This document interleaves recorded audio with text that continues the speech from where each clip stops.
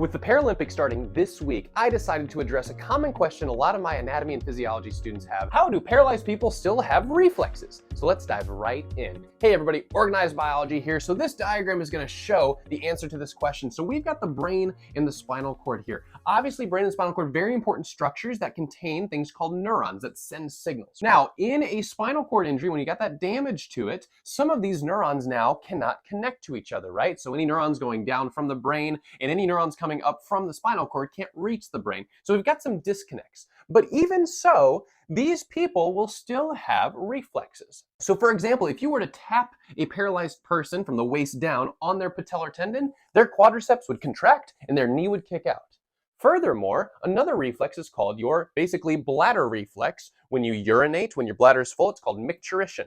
They will still be able to have that reflex to empty their bladder. So how does all that work? Well, we've got to start drawing. So first off, in order to understand when something goes wrong, we have to understand how it works when it's going well. So we're going to start with this whole patellar tendon reflex. And let's just start talking first off how we even contract that muscle in the first place. So this is your quadricep, big muscle right on top of that femur bone right here. And that muscle will be told to contract by a neuron, a signaling cell called a lower motor neuron. And this guy's going to sit about right here. Here's his little cell body. And he's got this extending branch that will go and communicate directly with that muscle.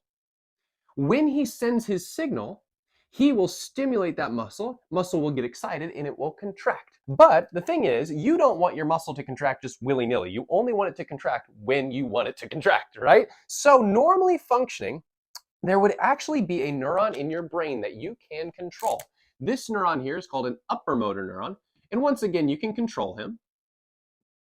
And he will extend down from the right side of the brain, interestingly, over to the left side, and eventually talk to this guy so that you can consciously control when your muscles contract. But obviously, with a person who's a paraplegic, they will not be able to do that because that neuron got severed in the accident, right? So they can't voluntarily control their muscles.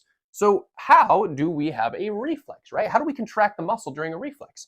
Well, we know that if you go to the doctor's office, they will take a hammer and they will tap that patellar tendon right here, which is a really fun thing to do. If you just like dangle your knee and you hit it, it'll just shoot right out. It's crazy, right? Now, when that hammer tap hits there, that's a stimulus. And stimuli in our body can be detected by neurons called sensory neurons. Now, as you can see with a sensory neuron, we've got this little branched off section right here. They're called dendrites. And those are the ones that are actually going to receive that information. So you've got all these dendrites here, and they're going to sense that hammer tap. So once they get that stimulus, they're going to send it all the way through into the spinal cord about right here. And it connects to the neuron cell body about right here. So again, stimulus here sends signal this way, and it'll release a little chemical right about here. Now you may say, well, Mr. J, that's not anywhere near this guy. I mean, he's close, but not close enough. Well, that's where the help of something called an interneuron comes into play. Now this interneuron is going to sit right around here. And this guy is incredible. You see, once this blue one, right, the sensory neuron, tells him, hey, there's a hammer tap hitting here, right? He has two tracks he's going to send his signal down.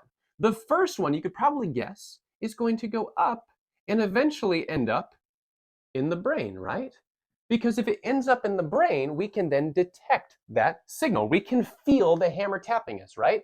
So when that signal gets sent up to the brain, we can feel it now, right? But again, paraplegic, this signal is cut off, which is why I put it in the dotted lines. So those paraplegics will not be able to feel it. However, this interneuron for all people will also extend a branch right here and directly communicate with that lower motor neuron. So therefore, lower motor neuron will be stimulated to send its signal and boom, contraction. So that's called a reflex arc, where we get that sensory information coming in from the hammer tap. That interneuron determines that that signal is strong enough to warrant a reflex. So he talks to lower motor neuron, talks to skeletal muscle contracts, leg kicks out, and we protect that patellar tendon because we don't want it to overstretch. So that's why we're contracting that muscle back. So that's how the patellar tendon reflex works in paraplegics as well as any person. Now, if this has been helpful so far, I would love it if you like and subscribe to the channel. I've got a lot of other videos explaining complex concepts in a very simple way. Now, next up, we got to talk about this bladder, right? Because if you're a paraplegic and you can't feel from the waist down, you still need to do those normal functions like peeing and pooping. So we're going to talk about peeing first, which is called the micturition reflex. Okay, so what's happening here? Well, we've got our bladder, we've got the urethra, which will be the tube that's going to send the urine out of your body. And as you know, you don't want to just let out your urine all the time, right? So your body is smart and it has these muscles called the external urethral sphincter muscles. And these muscles are circular, so they're kind of wrapped around the urethra. So if the muscles contract, we can actually close up that urethra and not let any urine out. Now you could probably predict that these are actually voluntary muscles. We can control these because if you've ever had to hold your pee in, you've been contracting these guys. So once again, in order to keep these guys contracting, they will be innervated once again by those lower motor neurons we've talked about previously. So in the sacral region of your spinal cord, there will be this little guy, lower motor neuron, and he will send his signals to that muscle and basically tell it, hey, stay contracted, don't let any urine out.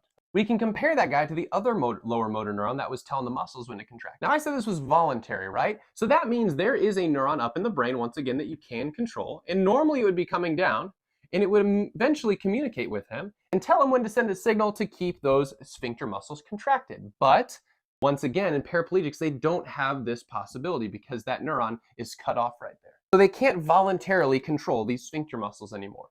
But once again, they can still get urine out. So knowing we can't really send a signal to this guy, the sphincter muscles will kind of be partially contracted, partially relaxed at any given point for a paraplegic. But there will still be urine filling up the bladder, and the bladder itself needs to push down to get all that urine out through the urethra.